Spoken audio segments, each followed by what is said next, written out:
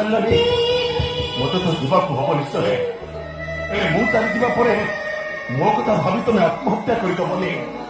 ତମେ ପରୀକ୍ଷାରେ ପାସ୍ କରିବ, ତମେ କଲେକ୍ଟର ହବ, ଆଉ ଯୋଉଥିରେ ତମେ ପ୍ରଥମ କରି ଜଏନ୍ କରିବ ଆରମ୍ଭରେ ତାଇ ମୁଁ ତମକୁ ସେଲେକ୍ଟ କରିବି।